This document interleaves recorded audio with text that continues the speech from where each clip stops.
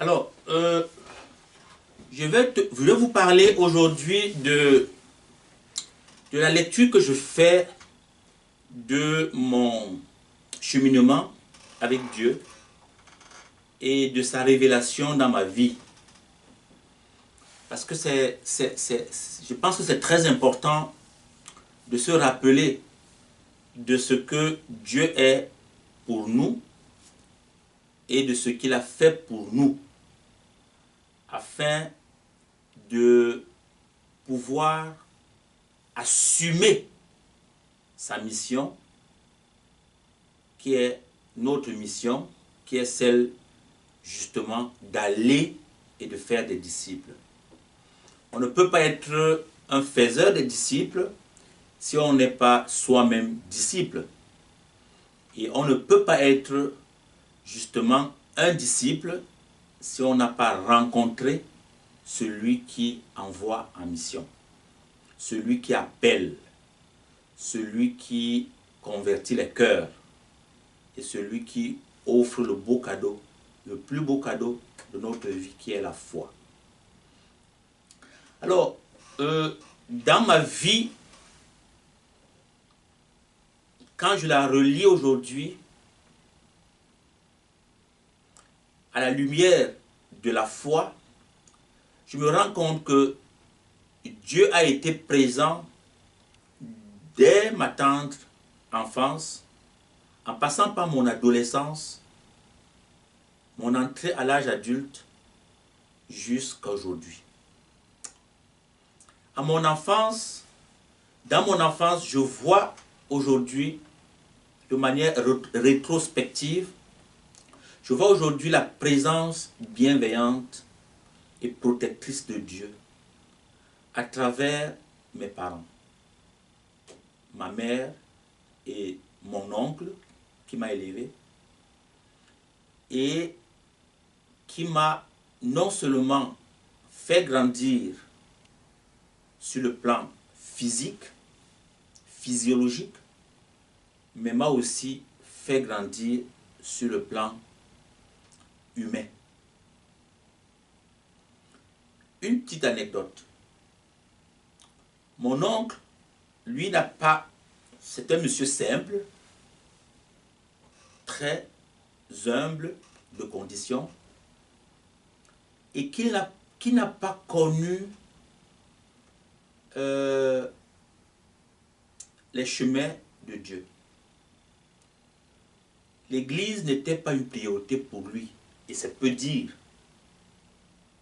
Mais, très vite, il avait compris l'importance de l'éducation intégrale.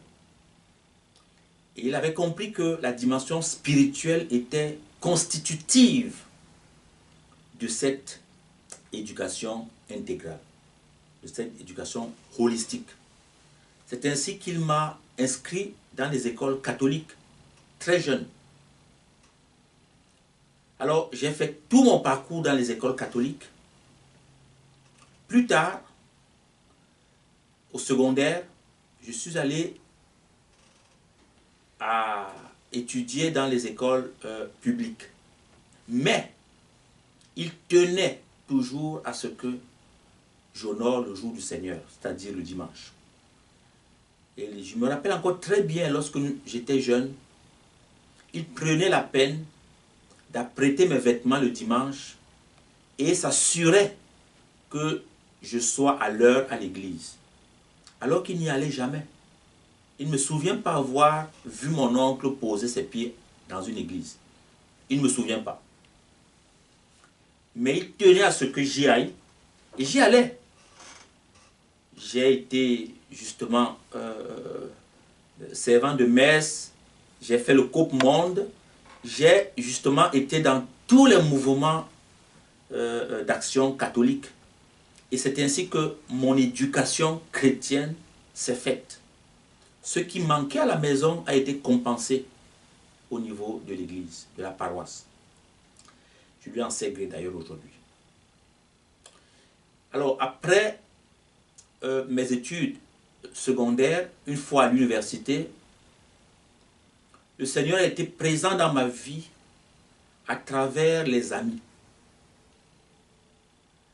Et beaucoup d'entre eux ont été déterminants dans la construction de l'homme que je suis aujourd'hui. Parce que dans ma situation de jeune issu de famille très très modeste, je n'ai manqué de rien. Pourtant, mes parents n'avaient pas les moyens de me procurer, même pas le nécessaire. Mais j'avais toujours tout ce qu'il me fallait. Mes amis d'enfance qui m'écoutent savent de quoi je parle. Par pudeur, je ne citerai pas les noms. Mais ils ont été des pierres angulaires dans la construction de celui que je suis aujourd'hui. J'ai appris l'humilité grâce à eux. J'ai appris le sens de la famille grâce à eux. J'ai appris même le sens de l'effort, de l'abnégation grâce à eux. J'ai appris le sens de la générosité. J'allais dire l'amitié tout simplement, grâce à eux. Et ces amis, je les ai gardés jusqu'à aujourd'hui. Ils sont un peu partout dans le monde. Je voudrais par cette vidéo bénir le Seigneur pour eux et les bénir également. Ils se connaissent. Je voudrais aussi dire que l'action du Seigneur dans ma vie ne s'est pas limitée à cette période d'entrée dans ma vie adulte. Puisque plus tard, il s'est manifesté à moi à travers un prêtre qui m'a soufflé un jour à l'oreille alors que la messe était finie. Il m'a dit: Cyril, dans mon oreille, le creux de mon oreille, il m'a dit: tel que je te vois, un prêtre sommeille en toi. Alors, ce qu'il voulait me dire et que je comprends aujourd'hui, c'était que le Seigneur t'appelle à être à son service. Si tu écoutes sa voix, ne ferme pas ton cœur. Alors, c'est ce que j'ai essayé de faire. Je n'ai pas fermé mon cœur. Et le Seigneur a toujours été présent. Je n'ai jamais manqué de rien. J'ai traversé également une situation de maladie grave il y a à peu près 20 ans, ou un peu plus de 20 ans. Très malade, les médecins ne trouvaient rien et j'ai désespéré déjà. On m'a fait faire les tests, toutes sortes de tests, y compris le test de VIH 3 fois. Rien toujours.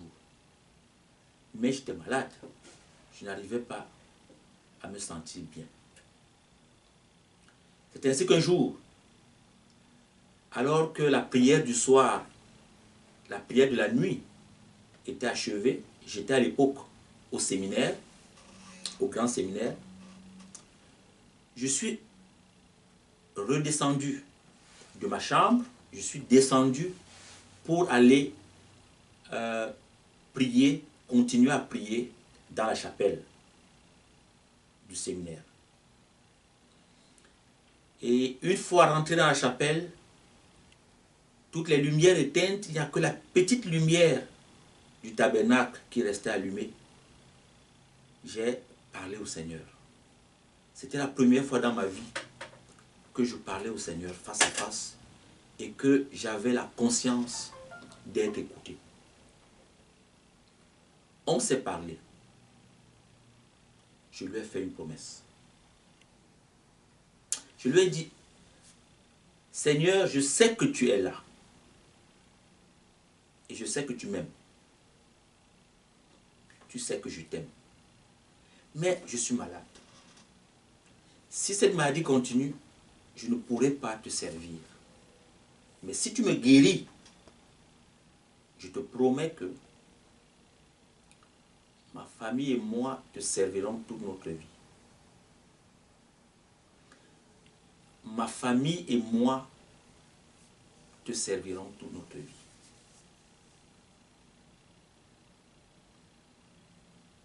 Cette promesse que j'ai faite au Seigneur, j'espère la tenir toute ma vie. Parce que quelques temps après, j'ai été guéri. Et depuis lors, je n'ai plus jamais été malade. Si je dis ceci, chaque fois que je fais ce témoignage, je précise toujours que je ne le fais pas. Je ne le dis pas pour en tirer une quelconque vanité. Mais c'est pour que le nom du Seigneur soit glorifié. Depuis ce jour, nous étions en 1999, ça fait 20 ans. Et c'était au Cameroun, à Bamenda. Depuis ce jour, je ne suis plus tombé malade. Et je sais que si le Seigneur a pitié de moi et qu'il me garde en santé, c'est pour que je puisse tenir ma promesse. Alors comment j'interprète tout ça? Je comprends là que le Seigneur, lui, il est fidèle. Il attend de moi que je sois également fidèle. Sa fidélité s'est poursuivie après ce miracle de guérison. Sa fidélité s'est poursuivie plus tard, lorsque j'ai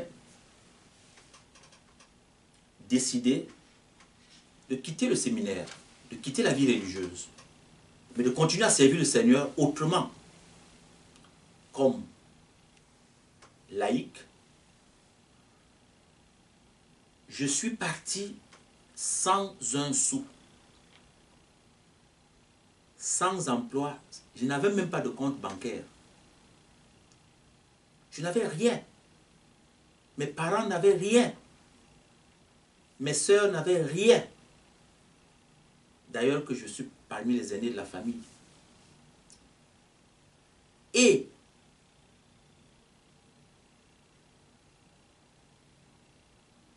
dans mon entourage, on était sûr que c'était fini pour moi. Mais le Seigneur n'avait pas dit son dernier mot. Pour faire l'histoire courte, Jésus a agi dans ma vie adulte, en me montrant mon chemin. Par la force, une force que je ne peux pas aujourd'hui expliquer, j'ai créé 2 organisations, 2 entreprises sociales. J'étais un jeune trentenaire. J'ai créé une ONG, une organisation non gouvernementale, qui travaille dans le développement intégral des jeunes à travers leur formation, la formation et l'apprentissage au métier. Et le deuxième qui est un think tank, un centre de réflexion. Et cet institut s'appelle l'Institut pour la gouvernance en Afrique centrale. Je l'ai créé alors que j'étais encore étudiant. J'étudiais la science politique, la gouvernance et les politiques publiques à l'Université catholique d'Afrique centrale. J'ai créé cet institut qui employait une dizaine de jeunes. Si vous me demandez comment je faisais pour faire tourner cet institut, nous avons d'ailleurs construit des bâtiments qui hébergeaient cet institut. Mais c'était grâce à la fidélité du Seigneur qui remplissait sa part de contrat. Et je disais à mes collègues de l'époque que ce que nous faisions n'était pas juste un travail, ce n'était pas juste une entreprise de recherche et d'appui à la jeunesse. C'était une œuvre de Dieu. C'était un apostolat. Et j'en suis encore convaincu aujourd'hui. Je leur ai dit que c'était une pousse Dei. une œuvre de Dieu. Et ce Dieu a été présent. C'est ainsi que j'ai eu des bienfaiteurs et des bailleurs de fonds un peu partout qui sont venus accompagner cette action en nous finançant de manière généreuse. Et ces financements ont permis à beaucoup de jeunes de regagner confiance en eux, de se développer comme personne et de fonder des familles. Je fais partie de ces jeunes-là. Et je rends grâce à Dieu d'avoir été présent dans ma vie et d'être resté fidèle. Il est resté fidèle jusqu'aujourd'hui où je suis au Canada, où je travaille dans sa vie aux côtés des jeunes en formant les enseignants en éducation religieuse. Je lis cette fidélité du Seigneur dans ma vie et cette fidélité m'engage. Alors, il y a un passage biblique qui me concerne particulièrement. Il s'agit de l'évangile de Luc, chapitre 1, versets 68 à 79. Parce que Dieu s'est laissé connaître à moi, il s'est laissé découvrir de diverses manières et à travers toutes sortes d'événements et de personnes. Et ce Jésus, il me dit aujourd'hui, écoute bien, Cyril, j'ai fait ma part. Je te donne la force pour que tu fasses la tienne. Et moi je réponds, bénis le Seigneur, béni soit le Seigneur, le Dieu d'Israël, le Dieu de mes pères, le Dieu de mes ancêtres, qui a visité son peuple et qui l'a racheté. Il a fait surgir la force qui m'a sauvé, moi,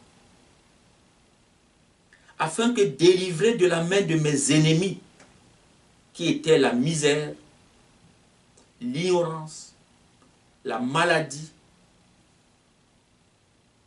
que je puisse le servir en justice et en sainteté tous les jours de ma vie.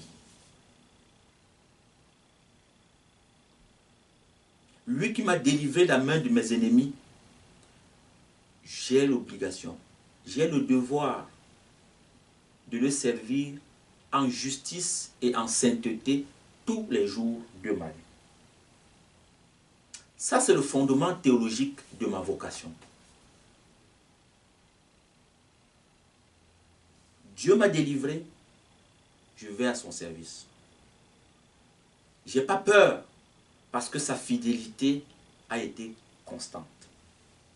Et il me dit, toi Cyril, petit enfant, tu seras appelé prophète du Très-Haut. C'est ce que je suis par mon baptême. Et c'est ce que nous sommes par notre baptême, prophète du Très-Haut.